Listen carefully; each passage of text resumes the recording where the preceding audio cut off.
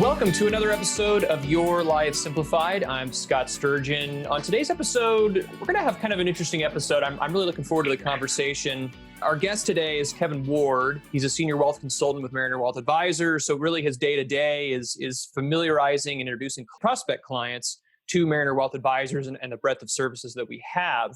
But Kevin is also, and Kevin, maybe you can correct me if I'm wrong, I'm just going to call you a golf extraordinaire. Would that be accurate to say?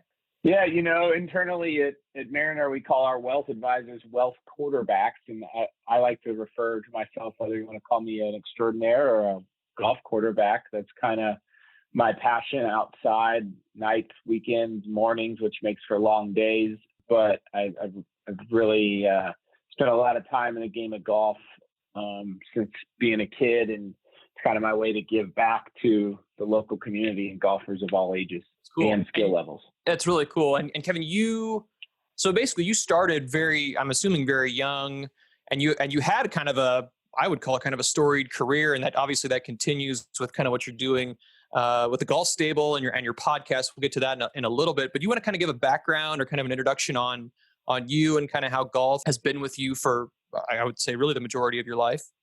Yeah. So basically grew up here in Kansas City and played golf at, kind of growing up. Baseball and golf were kind of my two sports. And then I decided I could control my own destiny a little bit more with golf, not being a team sport, et cetera. And, I could kind of work on my own and rely on my own game. So I went that route, played high school golf at Rockers High School, then went on, had a pretty good, we had a great team there, which to be honest, probably helped me shape, the competitive nature in the game for me. And then I went on to play golf at University of Kansas, where our current U.S. Open champion, Gary Woodland, was 2 years behind me and my roommate for two of those lovely years. And then I actually turned pro. I won a Kansas Am and a Missouri Amateur in the same year, which is hard, not because of that you got to win two, but you have to live on kind of within 30 miles of the state line of Kansas and Missouri in order to play in both. And so there's not that many people that get to play in both. So I ended up turning pro in 2005 and played till 2009 and traveled all over the country/world, playing competitive events. And I lived out of Austin, Texas, and so Scottsdale, Arizona at first, and then Austin, Texas, where my trainer and swing coach were. Very cool. And so now, more or less, Mariner Wealth Advisors is kind of your primary, I guess, role day to day, but you also have the golf stable. Do you want to kind of touch on that as well? It's kind of a cool, I guess, program or full-fledged business, I guess, if you will. Yeah, I think what we found over the years is, Tiger Woods changed the game in the early 2000s, and the games continue to morph and change on the professional level. But what basically he did is bring fitness to the game, right? It used to be the old, hey, let's go play golf and drink, have some beers, ride in a cart and all that. I'm not saying it still isn't that, but I think people that, whether you're aging and you're nearing retirement and you want to keep playing golf as long as you can so your wife keeps you out of the house, wellness and golf wellness is going to continue to be a very, very large topic for not only the serious golfers and the people that we watch on TV, but also either the people nearing retirement or those that want to play golf or even pick up the game. So what's great about our program is we don't have a certain target handicap or target demographic. What we're looking for is of golfers of all levels that want to not only advance their game, but also advance their body as it relates to the game. So everything's kind of intertwined when we look at how to train movements, flexibility. And so we kind of do a deep dive approach on what somebody can and can't do. And then that's how when you look at giving a golf lesson, you can help instruct people better if you know that they can't do a certain thing biomechanically. Sure. That makes sense. You touched on it, I think, really well. Wellness is such a huge component of that, it seems like. I think the term wellness in general, I feel like, has probably kind of come about in the last, 5, maybe 10 years.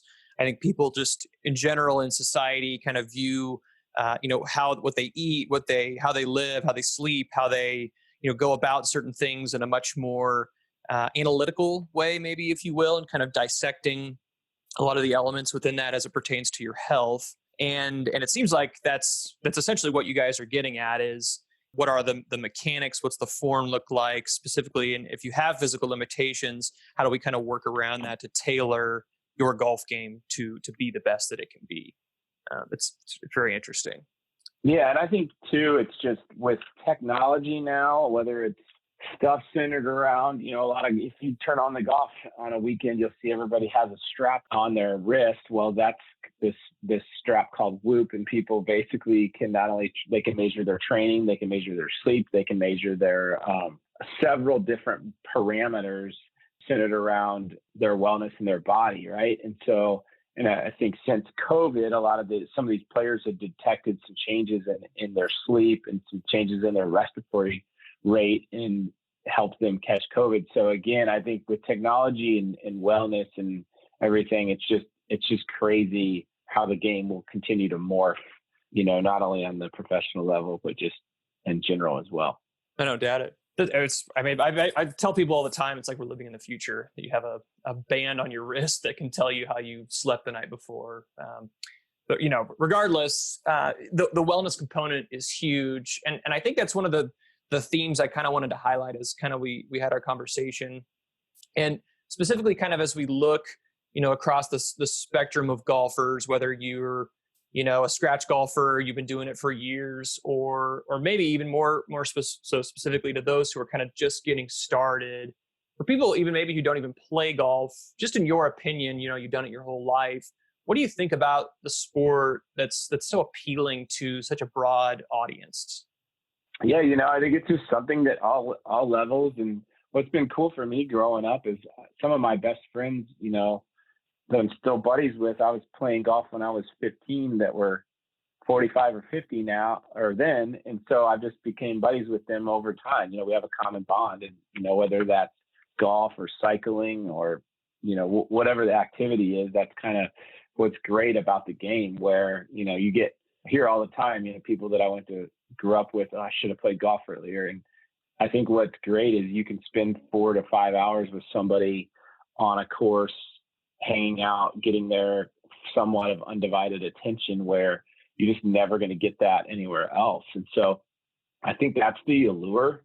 Over the years, I think people would argue that the sport is dying due to the level of time, complexity, and resources. And it's a very expensive endeavor. And kind of the days of going to the country club on both Saturday and Sunday afternoon are kind of gone. And I think, not saying that the country clubs are always going to continue, but I just think people's time and kids sports cut into that. And just, there's a lot of different things where people don't have the time, as much time to go spend all those hours on the game.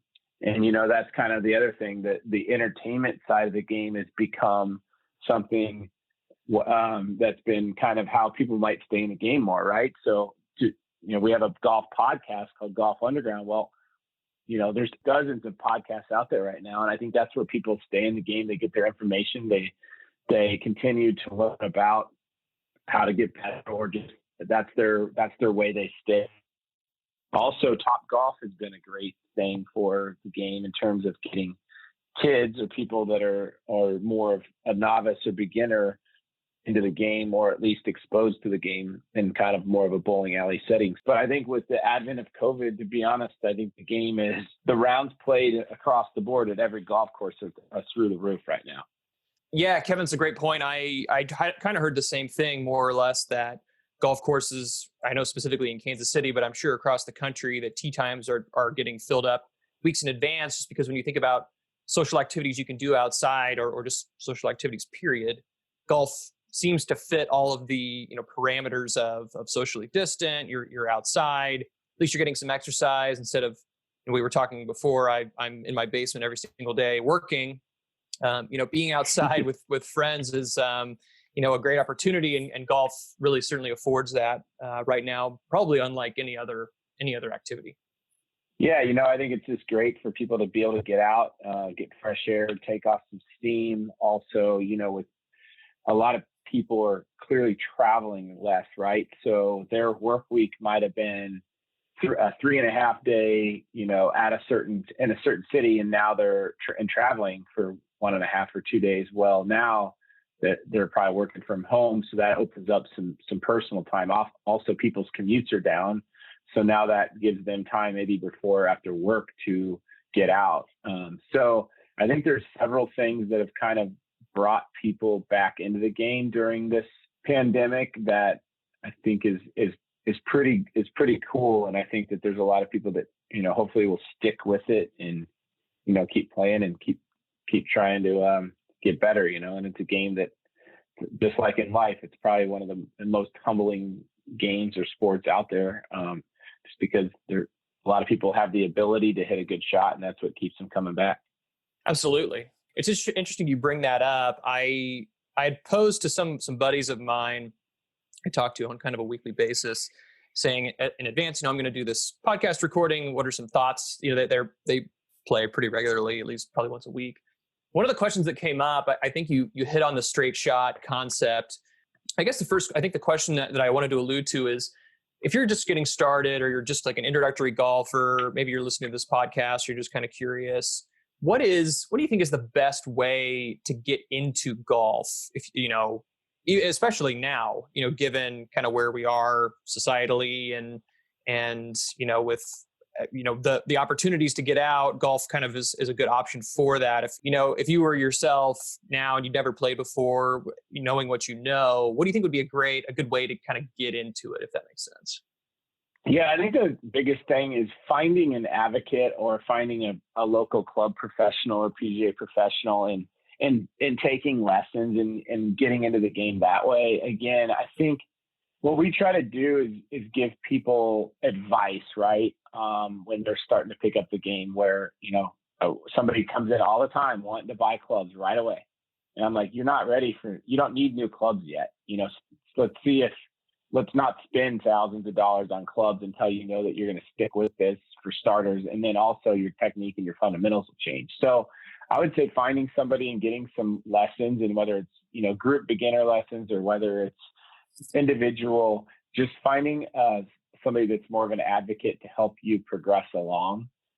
What I like to say a lot of times is feel and real are two different things. So a person might think they're doing a certain move or look a certain way or set up to the ball a certain way, and it might be completely different than what that truly is. And so we like to use video and technology and all these different things and launch monitors and all these fancy things in order to use them as tools for us to help our students or players, progress and get better. But I'm a visual learner personally. And so I just think it's figure out how you learn and then adapting from there.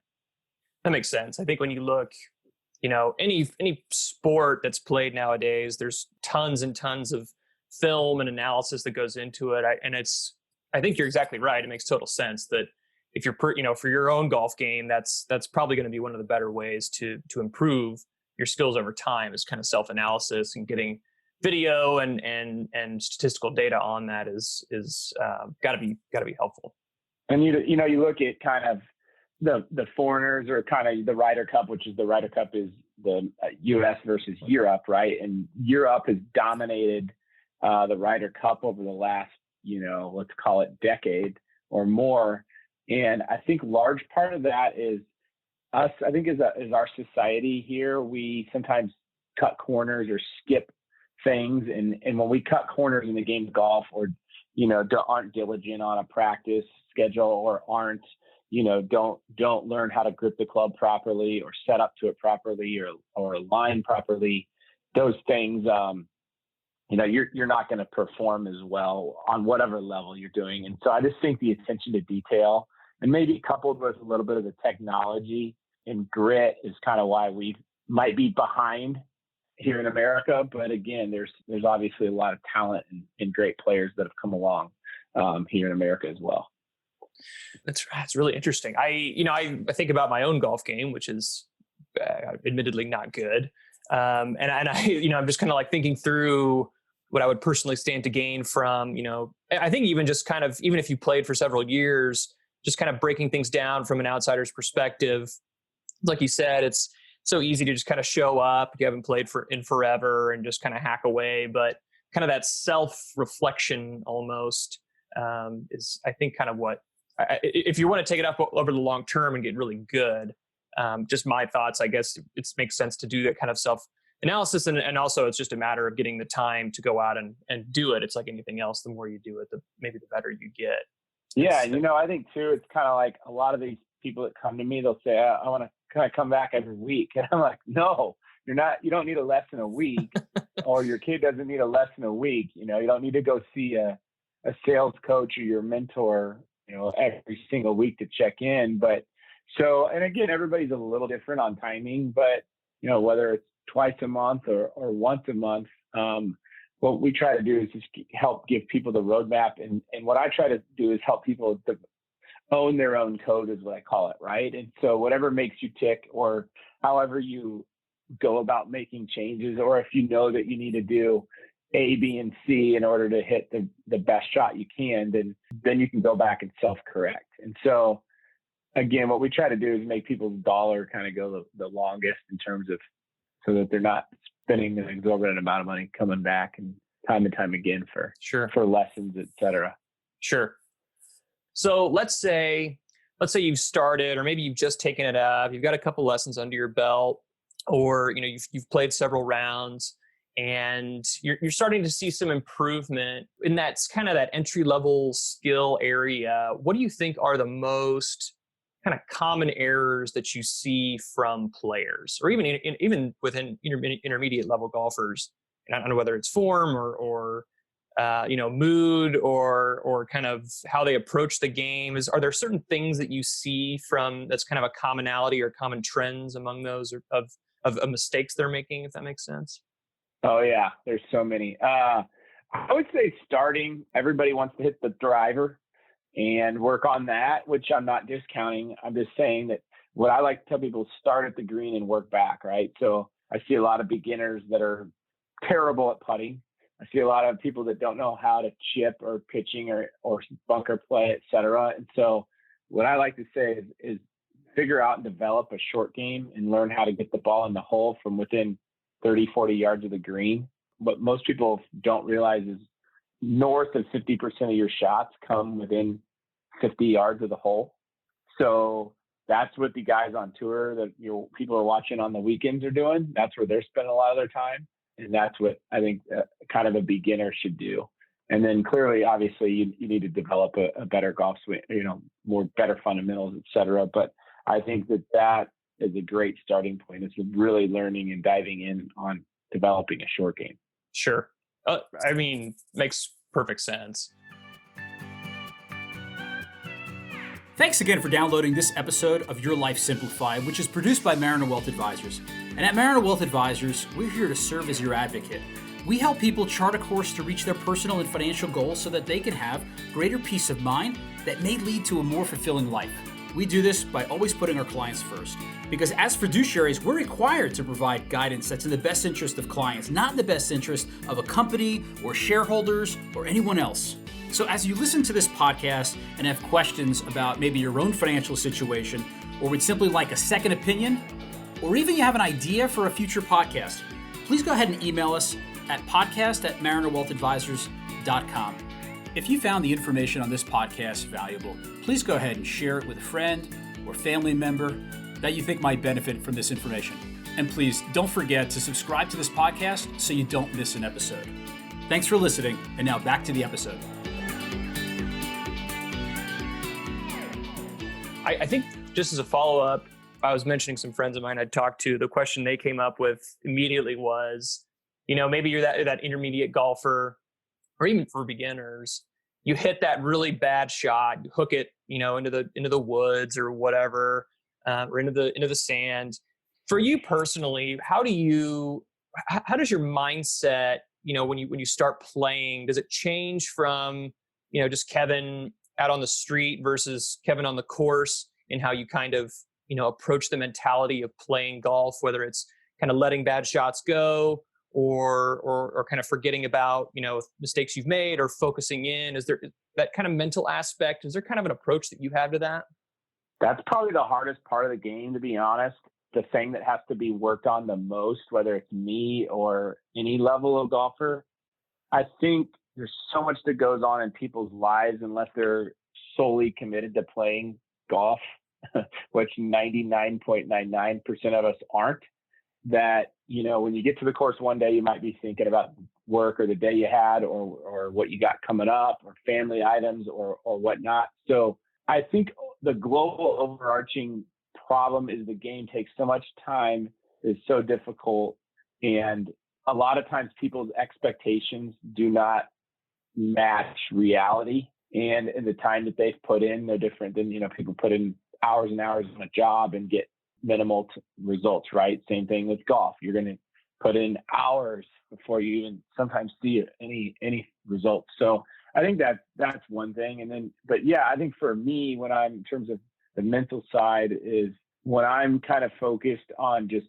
cliche one shot at a time and all that, that's where I really start to play the best. And some of my best rounds have come when I have no idea in relation to par I am, right? So if I birdie the first 3 or 4 holes, I kind of get into a zone where I'm like, I don't even know where I'm at. Or a lot of times I will get off to a bad start and then bring it back, right? And then that kind of helps me lose track and sight of where I am. So that, to be honest, is something that I've worked on for years and will continue to work on, because that really helps you be in the present in terms of, because you're out there for so long, it's hard to be in the present. And a lot of times I play great when I'm either playing client golf or doing something where I'm like helping somebody or I'm like watching their deal, kind of my game's getting in the way of kind of what we're doing. And so I'm not really paying attention to what I'm doing.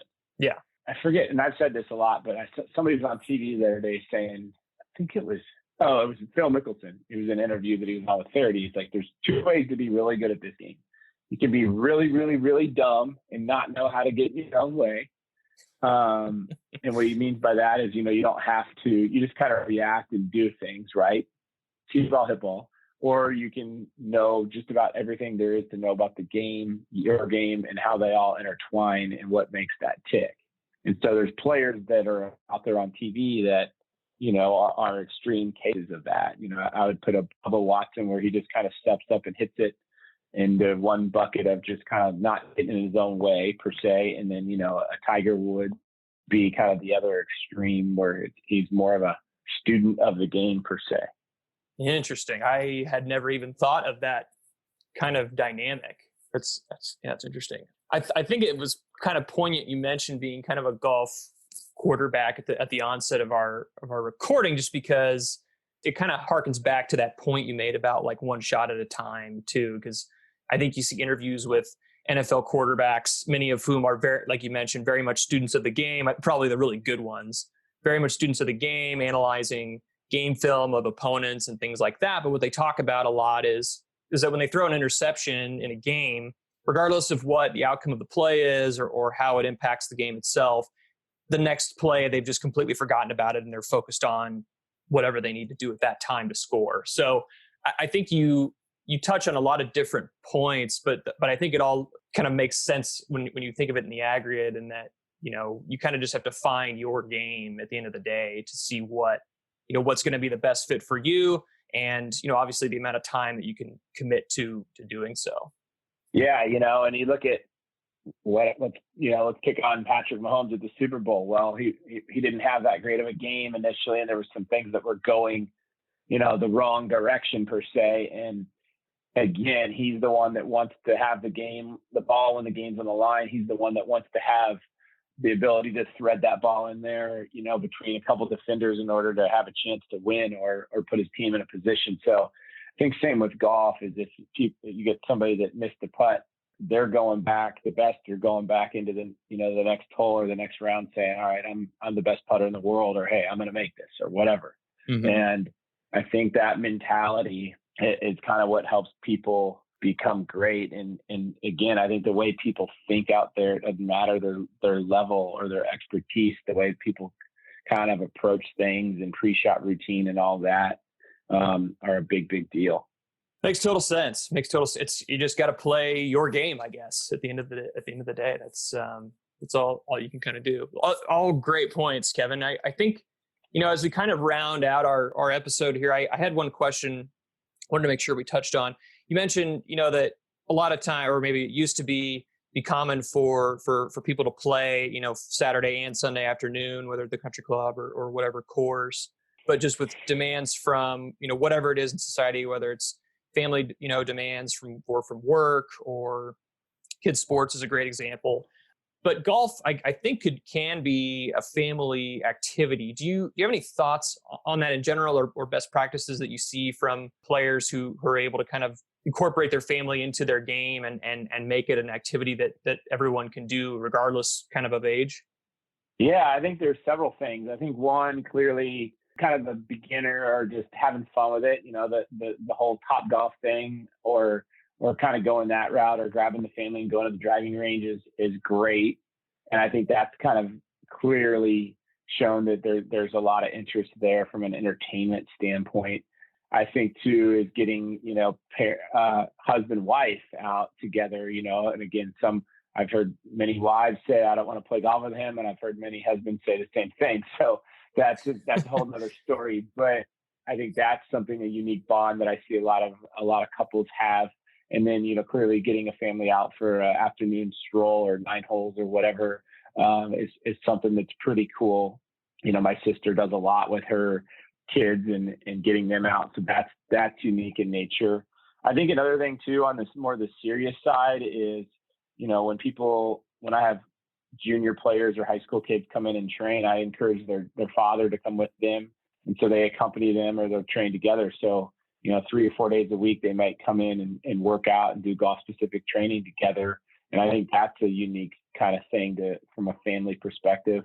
And then I think lastly would be the extreme, which is, a kid growing up that wants to go travel and go to Branson for a tournament, and then go travel the other, to Kansas or Hayes or wherever, or all over the country with, and that clearly, that almost becomes more of a business. But there's a lot of kids that I know, or that's kind of how growing up, that was kind of the route I wanted to go, or I wanted to chase it. Right. And so those are kind of the different pillars. But I think the bond and the things and the tools that some of these kids learn, when they're playing in a golf tournament or traveling or developing a schedule or forming a resume, is just, they're great lifelong tools and lessons.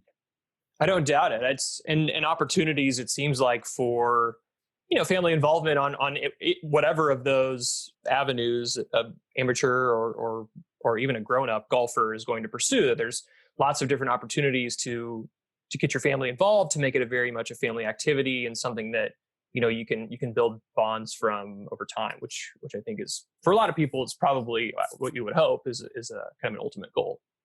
Yeah, absolutely. I think the relationships and the common bonds are just, some of the people that you meet are just fascinating on all different levels.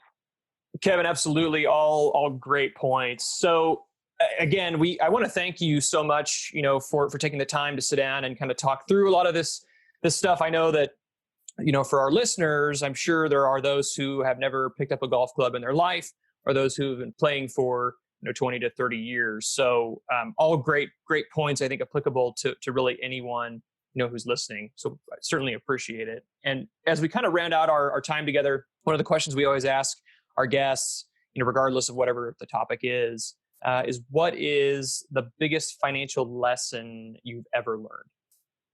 Yeah, I think just high level would be just the power of compounding and dollar cost averaging. Years ago, I started putting away a certain dollar amount per month into, an account, and that, I still do that to this day. And so I think that that's the number one lesson or tool that, I've learned over the years. And then, my mother's given me a lot of great lessons, but just as growing up as a kid, everything was frugal. When I wanted to eat out, she would say, we're going to eat in. So just really watching and budgeting and planning is kind of the takeaways for me. Yeah, just the fundamentals. That's all excellent points. Well, Kevin, again, thank you so much. The podcast, if those are our listeners who are interested, is Golf Underground. Is that right, Kevin? It is Golf Underground. So ESPN Radio. Check it out. And if you're in the Kansas City area, the Golf Stable is the company we talked about, analyzing swings and just, it sounds like even a great opportunity for just the families to spend some time together and improve their golf game at the same time. Yep, it's a good place to check it out. Just give me a call or come by and we can see if we're a good fit to help you out.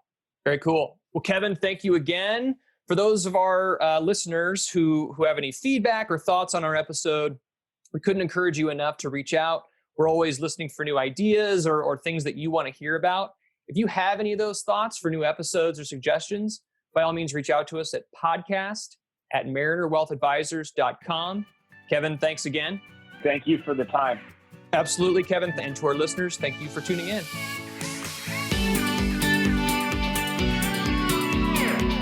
Wealth Advisors, or MWA, is an SEC-registered investment advisor with its principal place of business in the state of Kansas. Registration of an investment advisor does not imply a certain level of skill or training. MWA is in compliance with the current notice filing requirements imposed upon registered investment advisors by those states in which MWA maintains clients. MWA may only transact business in those states in which it is notice filed or qualifies for an exemption or exclusion from notice filing requirements. Any subsequent direct communication by MWA with a prospective client shall be conducted by a representative that is either registered or qualifies for an exemption or exclusion from registration in the state where the prospective client resides. For additional information about MWA, including fees and services, please contact MWA or refer to the Investment Advisor Public Disclosure website at www.advisorinfo.sec.gov. Please read the disclosure statement carefully before you invest or send money.